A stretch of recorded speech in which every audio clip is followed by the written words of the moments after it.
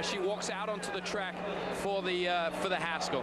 New Jersey racing fans are some of the most enthusiastic in the country, but it's not just New Jersey fans who are here to see Rachel Alexandra. Many have traveled from the local area, some from a lot further than that.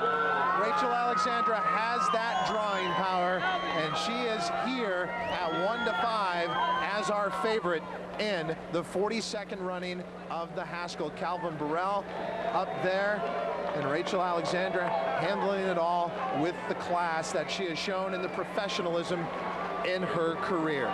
Let's meet the field now for the 42nd Haskell, starting with the Iowa Derby winner, Duke of Mischief. Duke of Mischief won that Iowa Derby by 5 lengths over Soul Warrior. Soul Warrior came back yesterday and won the West Virginia Derby, beating the Kentucky Derby winner in Mind That Bird. So Duke of Mischief, I think if there's going to be an upset in here, it could be him at 18-1. He's a big price in here.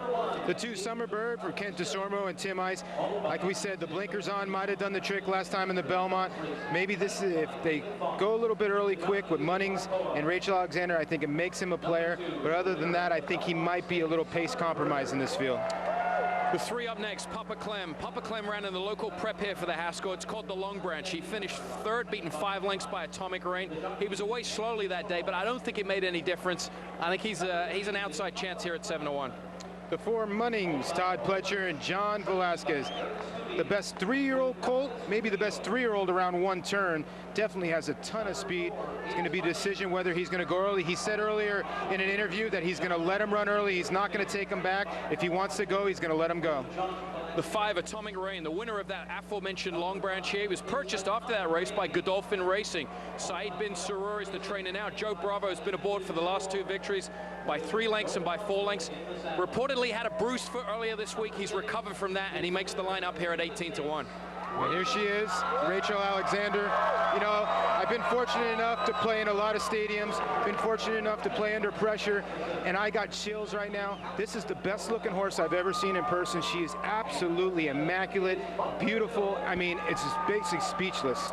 Yeah, you could hear the crowd roar behind Paul there as Larry Colmus introduced Rachel Alexander. Lots of girl power signs here. And now's the 7, Bunker Hill, completing the lineup here. The blinkers go on. A horse that debuted for maiden $50,000 claiming was actually claimed out of that race, and then 2 days later the claim was voided. So Derek Ryan and his connections got to keep Bunker Hill, and they've made over $195,000 with this horse. A local horse trying to get the job done at 32-1. Just 5 minutes now until Rachel Alexandra takes on the boys for the 2nd time in her career. She has not lost since November of last year, and many anticipate the winning streak will continue to go on. She is here on the East Coast. On the West Coast, there is the undefeated Zenyatta. And horse racing this year has come down to these 2 brilliant champions. As each takes to the racetrack, so much is on the line. They must keep winning if they want to be recognized as the best in our sport, and Rachel Alexandra is doing her part. She's certainly doing her part, and the plan to take on the boys is because apparently she's not coming to the Breeders' Cup, so this is the momentum to get her to Horse of the Year honors. Steve Asmussen off stage left here. He's with a bunch of reporters. He was looking on and very, very happy with the way she warmed up in the post-parade. He makes his way back to the box seats. And look at her. She's an absolute professional. She handles all this commotion in extremely good order. And Calvin Borel's going to be very happy with her with 5 minutes to post. Well, Rachel Alexandra has checked off her list, beat Kentucky Derby winner. Now on that list, I guess you could say, is I need to beat the Belmont winner, and she's got that opportunity here to do that with the presence of Summer Bird. Well, Summer Bird has a slight advantage because he's been here, like Simon said, for a month. He's been working over this track. He's familiar with this place. He's had plenty of rest since the Belmont. Sometimes the Belmont can knock horses out for a loop for a little while, but he's had plenty of rest. And like I said, Munnings to me has got a ton of speed. I think Munnings gets the lead in this race. Rachel Alexander is going to have to pass Munnings, and if that happens, that makes Summer Bird a big player in here. Simon, what is the tactical style you expect from Summer Bird? Because, yeah, he came from off the pace in the Belmont, but he was mid-pack that day. Yeah, you can't take this horse out of his style. His style is to come from off the pace. He's going to be laying closer. The blinkers added a little more zip to him.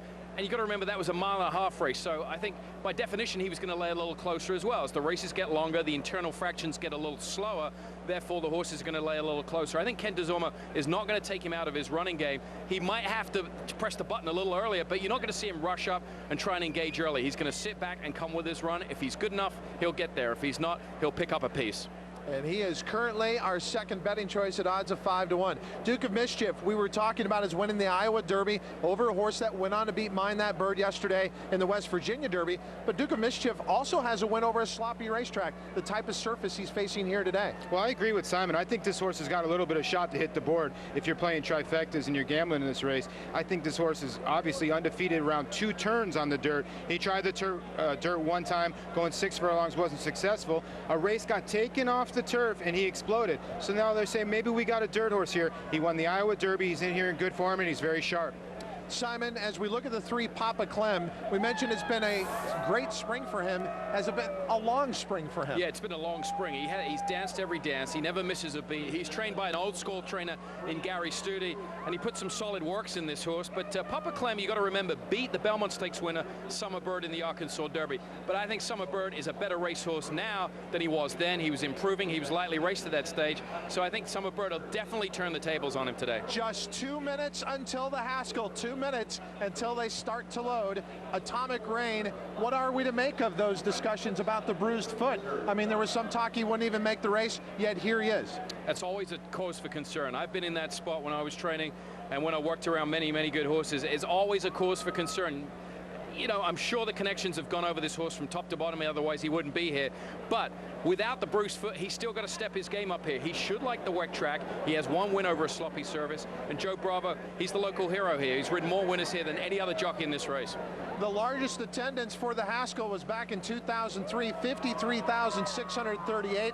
There was some talk they could challenge that today because of the presence of Rachel Alexandra. The rain midway through the day hampered the crowd a little bit, but everyone has piled out of the grandstand to get here trackside and take a look at Rachel Alexandra in the field contesting here. Munnings really holds the key to Rachel Alexandra's performance. Well, I think so. And the reason why I picked Munnings, if you go back to the Derby Oaks Day, Rachel Alexandra, granted against fillies, ran a 111-4 for 6 furlongs. Munnings on the same day, off a year layoff, went 108 and change around 1 turn. That's almost 15 lengths faster, so this horse should be on the engine. Simon, earlier in the day you were talking to trainer Todd Pletcher about this off racetrack and how it relates to Munnings. His response was, if he runs to the Tomlinson number, he should win this race. And what do we mean by Tomlinson number for the novice viewers? Well, there's some numbers that are in the racing form. The higher number, the better the chance this horse has to perform on a wet track. And he has the highest Tomlinson number in this race. So on paper, he should handle it. Yeah, he needs a lifetime best performance to match what Rachel Alexandra has been doing to date. And as we look at her 7-race win streak coming in, what do you guys think is her most impressive win today?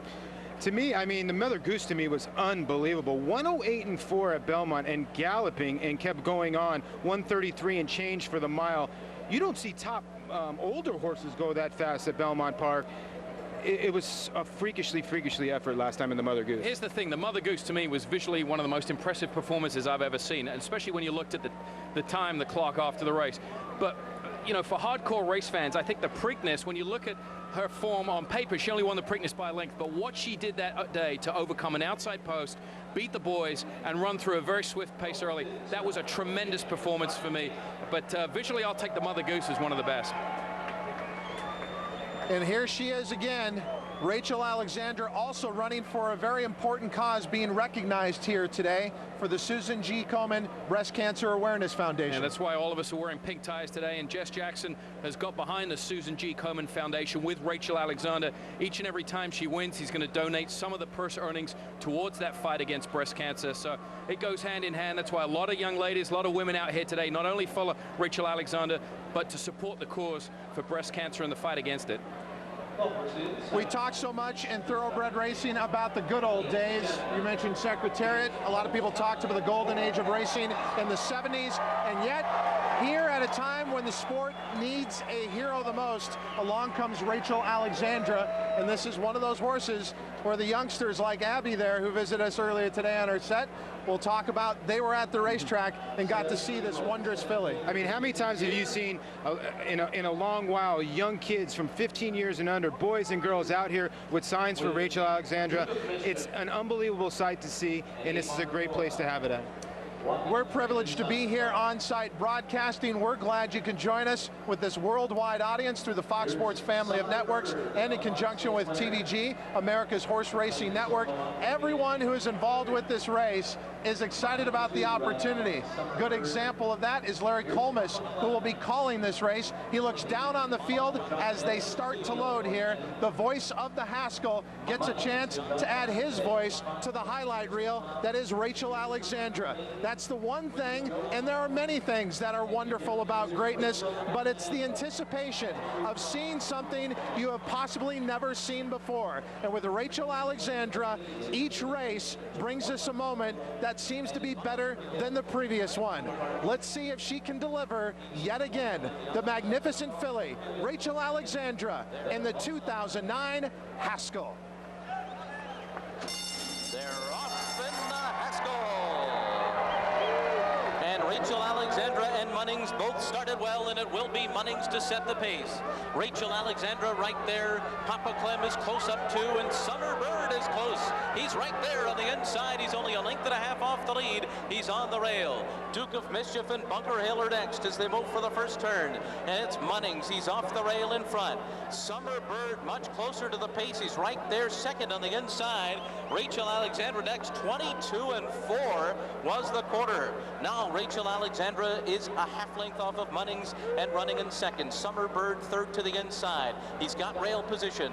Papa Clem and Bunker Hill next. Atomic Rain is 4 lengths off the lead, and Duke of Mischief on the inside. 5 furlongs to go. A 46-2 half mile for John Velasquez and Munnings, who lead the Haskell field up the backstretch with 2 Triple Crown race winners in pursuit. Summer Bird on the inside. Rachel Alexandra on the outside. They're 2 lengths clear of Papa Clem, who's got 4 lengths to make up. Now Joe Bravo once more from Atomic Rain. Duke of Mischief is on the inside, and Bunker Hill around the far turn, and 3 of them are across the track. Munnings, Rachel Alexandra, and Summer Bird on the inside. Papa Clem is fourth. Duke of Mischief and Atomic Rain, and Rachel Alexandra has taken the lead. 3/4 in 109-4, and she turns for home with a 4-length lead. Munnings is second. Summer Bird, Papa Clem, but it's Rachel Alexandra by the 16th pole. She's 6 lengths out in front. Here's a filly for the ages, a Haskell legend. Rachel Alexandra did it. Summer Bird was 6 lengths behind her on the wire. And then came Munnings, Papa Clem, and Duke of Mischief. And the final time was 147-1. Just missing the track record. Greatness on display in the 42nd running of the Haskell. Rachel Alexandra delivers what the crowd came to see, another tour de force. One of the best moments I've ever been around at a race. I mean, I have chills down my back as Rachel Alexandra entered the stretch pole. The crowd rose. They gave her a standing ovation, and she deserved it because I tell you what, Summer Bird put some heat on early, but she was always traveling under jockey Calvin Borel, 3 wide down the backside. Yeah, can I take that back? The Haskell was the most impressive win. She was 3 wide going 109-4 and blew the doors off of 3 nice horses. Amazing run. And I apologize for picking Munnings, all the TVG fans. This horse is a freak. You always use that term as a freak.